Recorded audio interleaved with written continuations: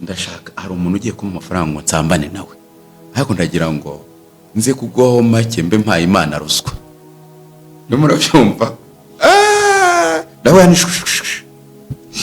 ibyo bintu byoroshye. Ati ngiyewe ngiye gusambana n'uriya muntu w'amafaranga, aho kugira ngo Imana ndebe neza ndagwaho make, ubwo bisobanura ngo ndaba mpaye Imana ruswa.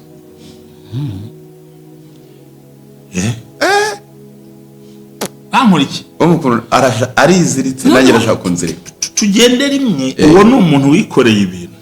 Noneho wa mwana yabyaye arimo aragendwaho n'imivumo y'iwabo, we ntanabizi, nta n'uruhare yabigizemo. Urarwana n'ibyo utazi gusa. Icyo urimo urwana nacyo ni imibereho yakunaniye. Icyo ukora cyangwa icyo ufashe cyangwa ntuzi gusenga, ntuzi kubaza Imana, naho bituruka ntazi. Abibwirwa nande? Ereka byose bikenewe umuhanuzi, bikenewe umwigisha uvuga rino jambo. Uragira ngo tukubohore iki kirenze icyo wiboshye uyu munsi wa none. Uririmba ngo kubaho birutwa no gupfa, ubwo baho yica n'ubundi wapfuye. Sa tusengera bapfa, dusengera abazima. Muri iyi kategori hari abantu bizirika. Iya kabiri ni abana barwana n'ibyo wabo batazi, akibaza ariko bipfira ko nta kintu kibi nibonaho. Ese cyangiro kiza gute? Noneho akagongana n'ibicaniro akabyita ngo nukubura amahirwe, abandi bakanaza ngo nigihe itaragera, abandi ngo igihe cy'Imana cyashyizweho, ahandi ngo hahirwe ihangana kageze imperuka. N'ibyaha ariko hari bitihanganirwa, kahirwe mugerageza. Reka twe ntabwo turama igihe kirekire, turama igihe gito tuzuye mu mubabaro. Imana iraguha umugore wo mu bukecuru, umugabo wo mu bukecuru ngo mumaze iki? Anse kurongora udafite urubyaro kumaze iki? Usige ku isi wubatse. Ariko hari ibicaniro bigushorebye, abanyogosenge batashyingiwe, hari imihango bagukoreyeho ukimara kugira imihango bwa mbere, hari n'imihango bakorera ku bahungu burya, kandi ifite imbaraga ku buzima bwawe. Kandi ubu ntabwo wabimenya buri. Ntabwo nabimenya. Ifite imbaraga ku buzima. Usiye ko leta yashyizeho itegeko ryo proteger abana. Ariko ubundi yego wahura n'umuntu arashaka kujya gusoma, agakora agasoma akanyoni yagiye ngo mugabo wanjye iyo ni pariti ya kabiri. Iya mbere no ukabona abakoze ugapika umwana ngo bango barasoma, uyu munsi ugakozaho bahita bagushinja rep. Uko gukoraho gusa kireka kureba, gukoraho ubwabyo ni rep. Ikindi ukabona umuntu w'umukecuru ngo umugabo wanjye ngwino ndaze mugabo wanjye, wa mukecuru yapfuye ajyana izina ryawe mu kuzimu. Niyo mpamvu roto usanga ngo mukobwa wanjye ngwino ndaze, bakajomba udutoki bagasomagura. Igisaza cyamara gupfa nkanjye cyakujyana, warangiza nk'uburyo. Kandi ikibabaje giteye ubwoba bituvuga no mu nsengero barimo birirwa bavuga haleluya, yego, ariko batabasha kubohoka.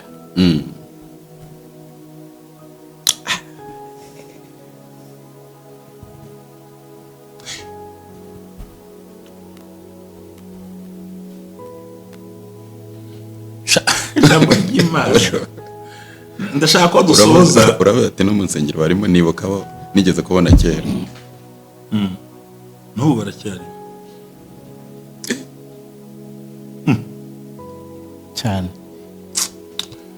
Yewe n'undi ko muri iyi minsi haje ibintu byo guceceka, ariko ubundi twabakuragamo impigi.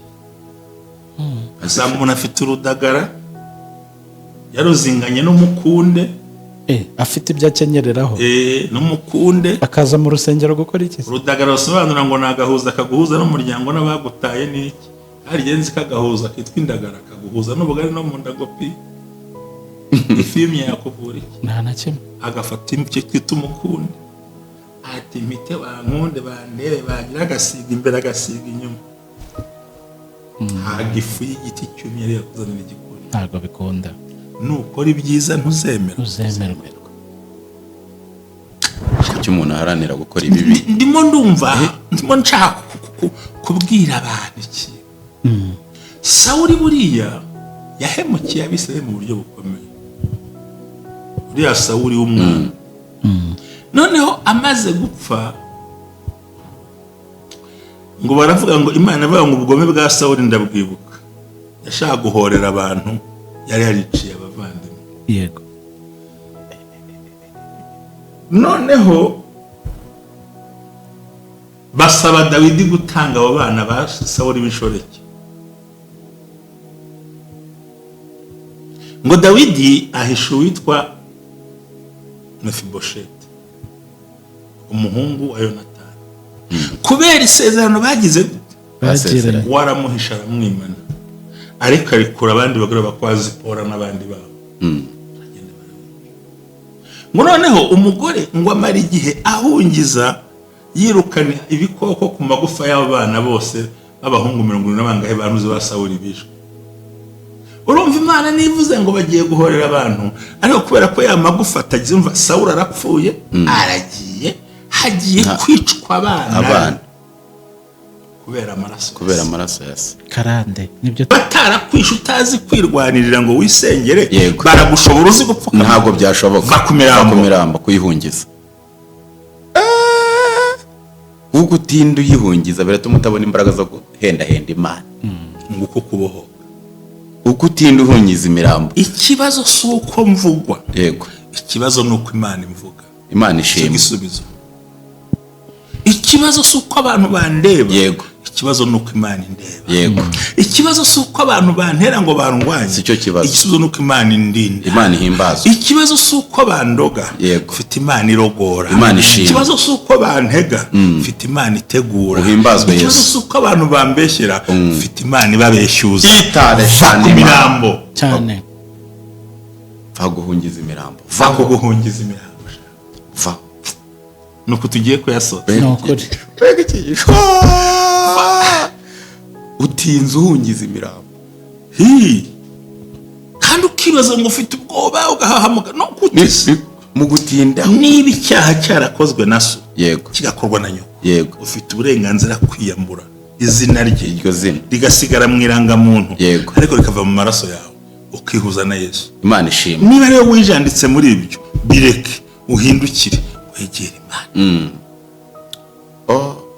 Niba uzi ko hari igicaniro kikurwanya, Yego. cyitwa ubusambanyi, Yego. ihunga ibyo bintu. Hunga. Niba ari igicaniro cy'inzoga, hunga inzoga. Hunga. Niba ari igicaniro cy'iki n'ikihunga, Hunga. Hunga. kucyiri guhungiza imirambo. Ngo kera nkiriyo ngo nkiririmba ngo ufite ijwi, none ntari hari, None ufite riri. ijwanga ceceka. Reka Ahubwo guhungiza. hari undi mugisha uhwanye n'igihe urimo, N'igihe urimo. ntabwo uri kunyumva. Reka guhungiza Kuvuga imirambo. umuntu wahindutse agatabarwa, Yego. ntabwo yakira imigisha ya kera, Oya. yakira imigisha Iyo igihe agezemo. ariko abantu bishwe no guhungiza iki? Imirambo. Gutinda uhungiza imirambo biratuma udashaka, bituma gutinda uhingiza bya imirambo. kera. Buriya umugisha wawe aho uhuriye nanjye, Yego. kimwe no kuwanjye aho uhuriye nawe. Nibyo. Ninjya guturumbura k'uyu mugabo amaso, mvuga ngo yageze ku ki, yahawe iki, yageze gute, ndimo ndica seve yanjye. Urimo uranakererwa. Buri gihugu kigira umupaka, ni nako umuntu agira umupaka w'umugisha. Ukujya kurunguruka ngo aransize ngo nkora ibisa n'ibya kanaka, mubaza uko abikora, ariko wijya kwigana ufite. Haleluya, haleluya. Ubumwe bw'Abera Ministries bwabateguriye amasengesho y'iminsi 14 azahera ku wa kabiri w'icyumweru gitaha, avuga ngo ko dukwiye kubohoka tugasohoka mu bintu byose byari tumereye nabi. Ukwezi kwa karindwi, kwa munani, kwa cyenda, kwa cumi si amezi yoroshye, ni amezi ateye ubwoba.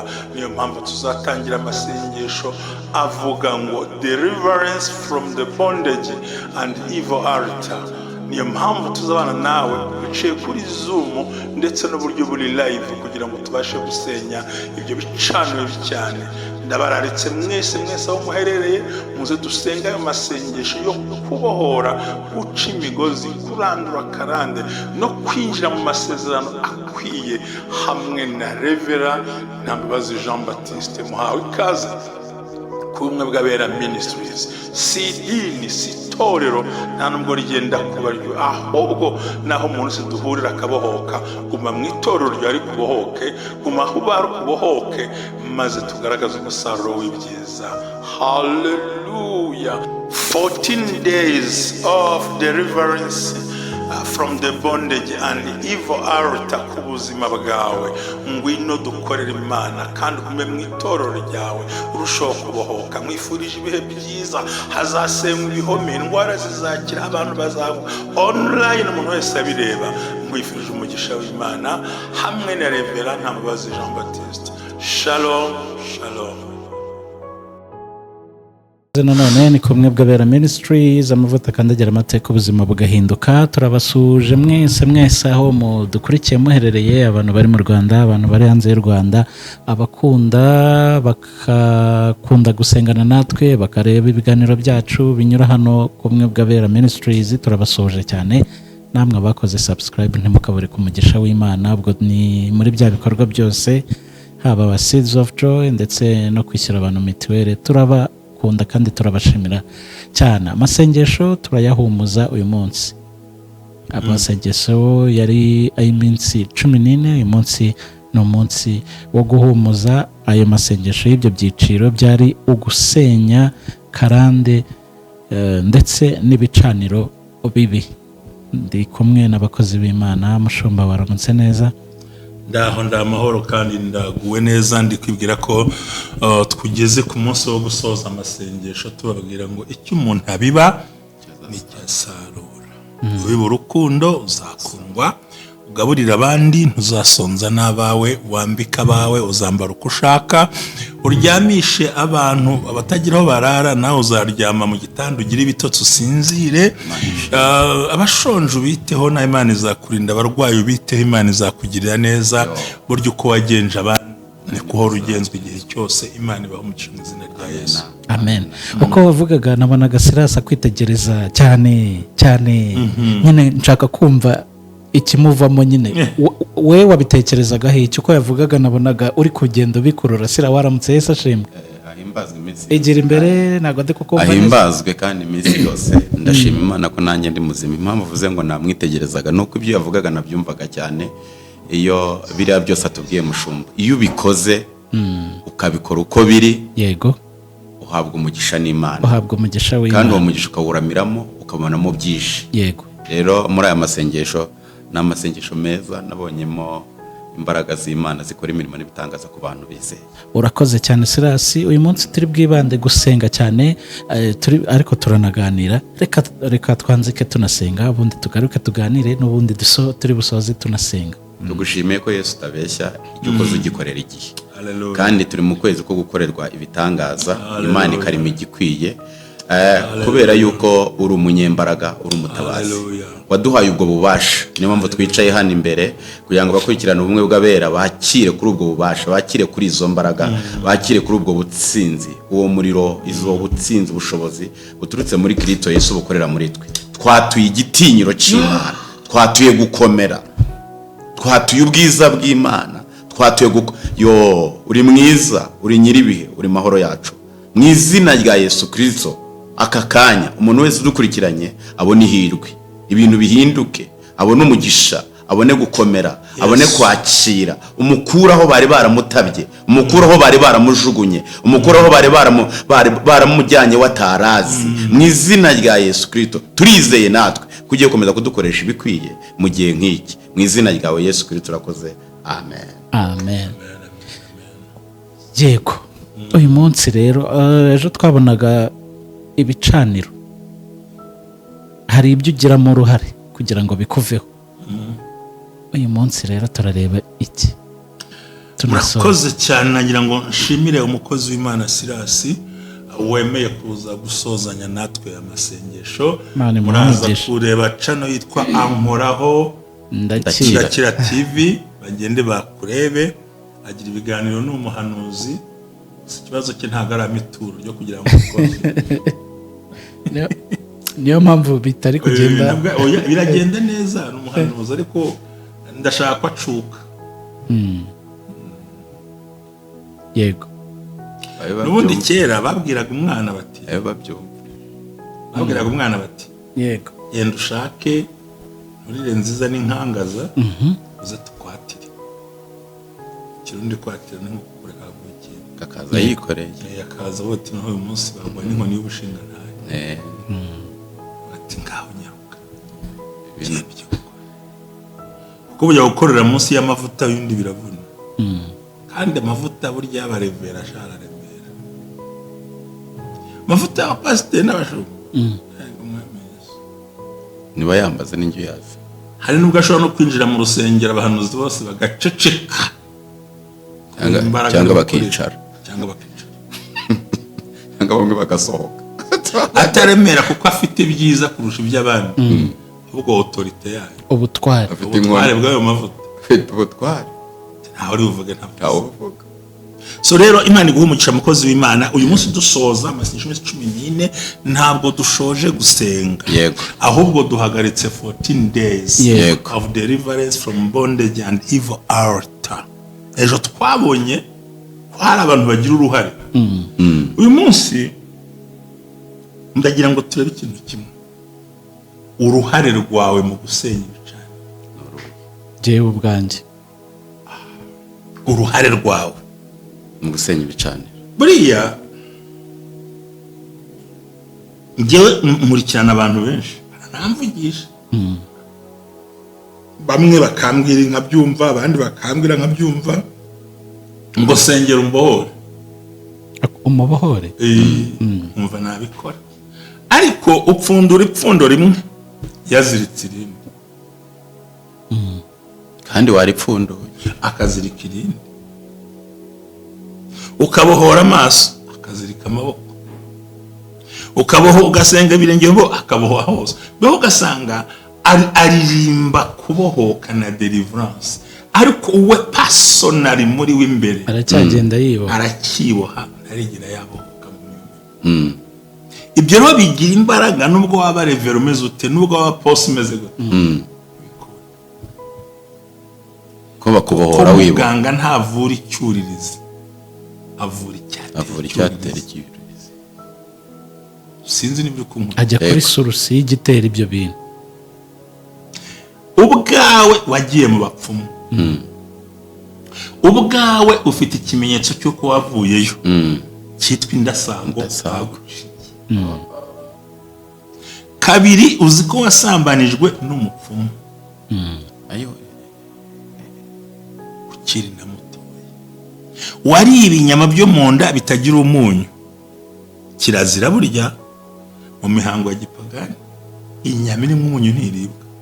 Ntago iyo mihango yawe yabikoze. Nikaranze hagomba gukora imitogosanyo bitagira umunyu, kuko umunyu uravura. Umunyu wanetraliza ya mihango ya gipagani. Baguha izokeje n'izitogosheje,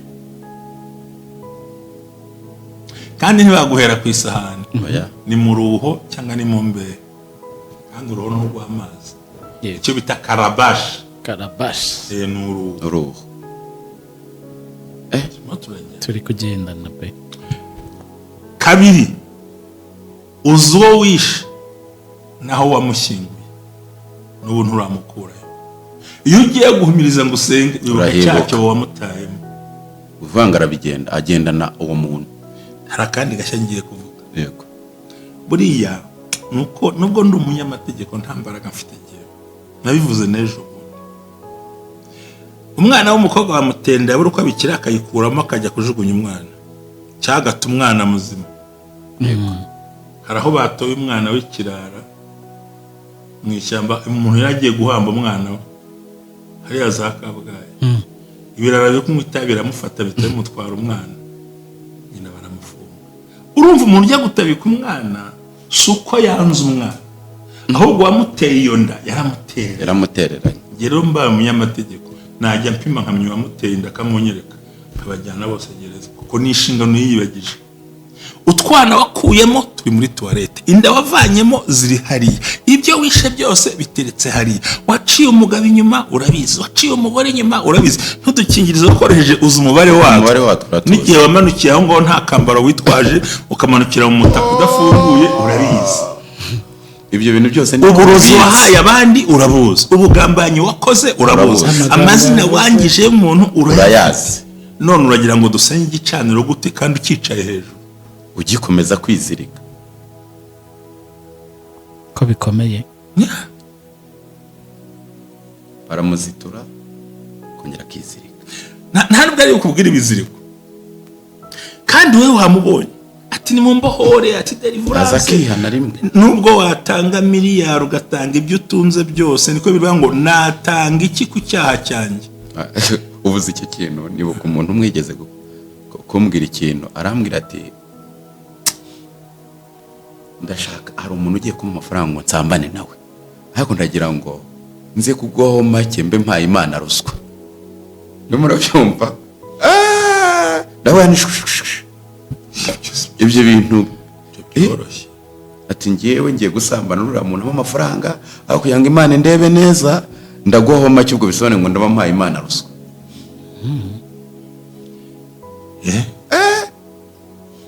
Bamuriki umukuru ariziritse nanjye arashaka kunzirika. Tugende rimwe, uwo ni umuntu wikoreye ibintu, noneho wa mwana yabyaye arimo aragendwaho n'imivumo y'iwabo, we ntanabizi, nta n'uruhare yabigizemo. Urarwana n'ibyo utazi gusa, icyo urimo urwana nacyo ni imibereho yakunaniye. Icyo ukora cyangwa icyo ufashe cyangwa ntuzi gusenga, ntuzi kubaza Imana, naho bituruka ntazi. Abibwirwa nande? Erega byose bikenewe umuhanuzi, bikenewe umwigisha uvuga rino jambo. Uragira ngo tukubohore iki kirenze icyo wiboshye uyu munsi wa none? Uririmba ngo kubaho bitwa no gupfa, ubwo baho yica n'ubundi wapfuye. Sasa dusengera abapfu, dusengera abazima. Muri iyi kategori hari abantu bizirika. Iya kabiri ni abana barwana n'ibyo wabo batazi, akibaza ariko bipfira ko nta kintu kibi nibonaho, ese cyangiro kiza gute? Noneho akagongana n'ibicaniro akabyita ngo ni ukubura amahirwe, abandi bakanaza ngo ni igihe itaragera, abandi ngo igihe cy'Imana cyashyizweho, ahandi ngo hahirwe ihangana akageza imperuka. N'ibyaha ariko hari bitihanganirwa, gahirwe mugerageza. Reka twe ntabwo turama igihe kirekire, turama igihe gito tuzuye mu mubabaro. Imana iraguha umugore wo mu bukecuru, umugabo wo mu bukecuru ngo umaze iki? Nse kurongora udafite urubyaro kumaze iki? Usige ku isi wubatse. Ariko hari ibicaniro bigushoreye by'abanyagosenge batashyingiwe, hari imihango bagukoreyeho ukimara kugira imihango bwa mbere, hari n'imihango bakorera ku bahungu burya, kandi ifite imbaraga ku buzima bwawe, kandi ubu ntabwo wabimenya buriya. Ntabwo nabimenya. Ifite imbaraga ku buzima. Usiye ko leta yashyizeho itegeko ryo guproteje abana, ariko ubundi yego wahura n'umuntu agashaka kujya gusoma, agakora agasoma akanyoni, yagiye akagira ngo mugabo wanjye iyo ni pariti ya kabiri. Iya mbere nuko ukabona abakoze ugapika umwana ngo bamwe barasoma, uyu munsi ugakozaho bahita bagushinja repu. Kuko gukoraho gusa kireka kureba, gukoraho ubwabyo ni repu. Ikindi ukabona umuntu w'umukecuru ngo mugabo wanjye, ngwino ndaze mugabo wanjye, wa mukecuru yapfuye ajyana izina ryawe mu kuzimu, niyo mpamvu rota usambana.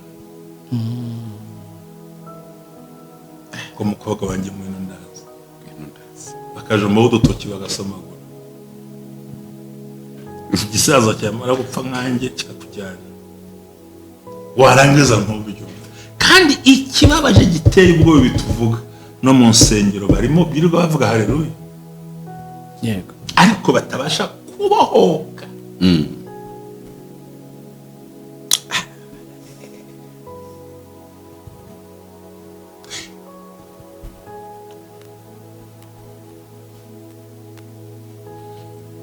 Ijambo ry'Imana ndashaka ko dusoza. Uravuga ati no mu nsengero barimo, nibukaho nigeze kubona kera, n'ubu baracyari cyane. yewe n'ubundi ko muri iyi minsi haje ibintu byo guceceka, ariko ubundi twabakuragamo impigi. asanga umuntu afite urudagara yaruzinganye n'umukunde, afite ibyo akenyereraho n'umukunde, akaza mu rusengero gukora iki? urudagara rusobanura ngo ni agahuza kaguhuza n'umuryango n'abagutaye n'iki, hari igenzi kagahuza kitwa indagara kaguhuza n'ubugari no mu ndagopi. ifimye yakuvura iki? nta na kimwe. agafata icyo twita umukunde, ati mpite bankunde bandebe, bagira agasiga imbere agasiga inyuma. ntabwo ifu y'igiti cyumye rero kuzanira igikoni, ntabwo bikunda. nukora ibyiza ntuzemerwa. kuki umuntu aharanira gukora ibibi? ndimo ndumva ndimo nshaka kubwira abantu iki. Sawuli buriya yahemukiye Abisirayeli mu buryo bukomeye, uriya Sawuli w'umwana. noneho amaze gupfa ngo baravuga ngo Imana avuga ngo ubugome bwa Sawuli ndabwibuka, yashaka guhorera abantu yari yariciye abavandimwe. Yego. noneho basaba Dawidi gutanga abo bana ba Sawuli b'inshoreke,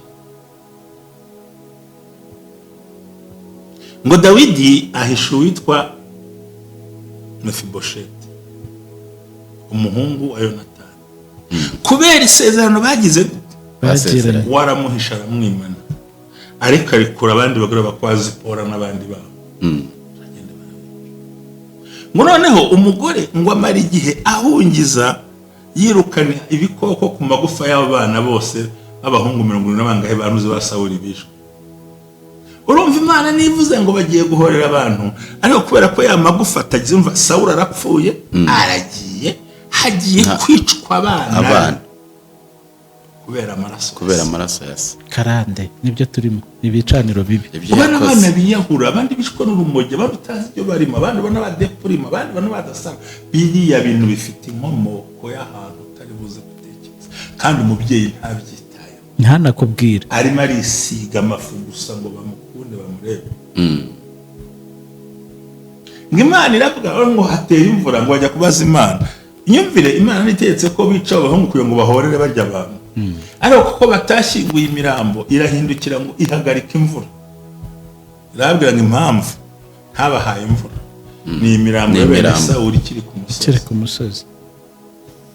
bamaze kuyiha, ngo uwo mugore yaranze kuhava, ayihungiza va mu guhungiza imirambo. cyapfuye byarapfuye, cyatumye ipfa. ariko ngo kera ngo nkiri umucuruzi, kera nkiri umusore, none se uri umusore kuri igisaza nkanjye pfa guhungiza imirambo. nuvuze imiringa, ahubwo hari umugisha wo mu busaza. haleluya. hoya ariko reka ngo urabona ngo nkiri umwana ngo mama nyambike iniforume, iyo ni imirambo, ahubwo umunsi uri umujene, enjoying imigisha yo mu bujene, va mu guhungiza imirambo, kuko no mu va mu guhungiza imirambo. agomba kuja muri kuryumva, ariko ndashaka gushyira muri IQ iri hejuru. wowe enjoying ubujene bwawe, Imana iguha icyo urya, iguha imodoka igutwara unezerwe, kuko uzinjira mu yindi myaka idakeneye ibyo ngibyo. jya muri gym, jya muri siporo, ukora ibikorwa bijyanye enjoy. va mu guhungiza imirambo, ririmba, witere hejuru, ubyine. kuri gurimba ngo kera data ngo amajyari na papa, ngo urabona ngo kera ngo nkimeze gutya, imirambo, va guhungiza mu mirambo, va guhungiza imirambo. hari andi masezerano vamo. ngo bamaze kubashyingura, ngo Imana yemera guhendahenda imvura iragwa, kuko bamaze kubashyingura. nyamara Sawuli aho yaguye n'ubupagani, yego, yarahavumye witwa Dawidi, aravuga ngo ntihakagire ikime gitonda kuri uyu musozi. ibi bintu narabyiboneye ndi mu Isiraheli, ku gasozi nta cyatsi kiri, barakavuma, bisobanuye ngo atari icyatsi, n'ishyamba bateye ryanze gufata kubw'akanwa ka Dawidi. kandi kuri Sawuli wapfuye atubashye Imana. ariko icyatumye ibyo bintu biba ni uko yasonzwe n'umupagani, yego, kandi akoresha inkota ye.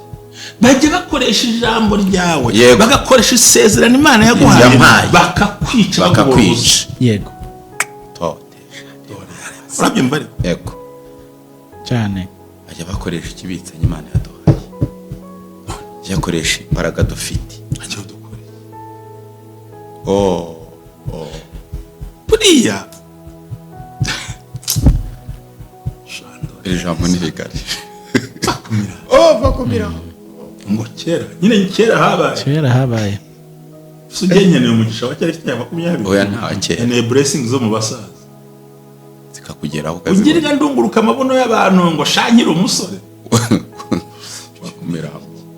Yeweka inkende inyagirwa mu giti yaracyuriraga se. Yeweka umukomando ushaje arinda imigozi.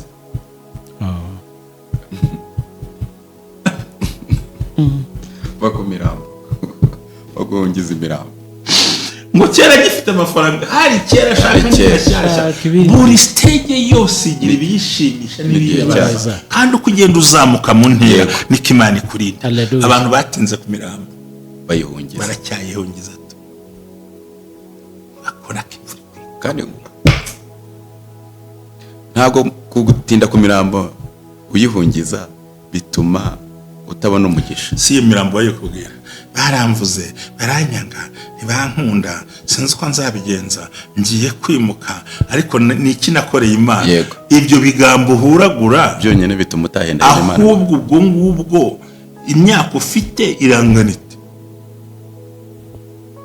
Ngiye mvuga iyanjye, simvuga iyawe. Ibyo byose ntibyabayeho gikambakamba. Yego. None ufite abana, ufite umugore bikivugwa.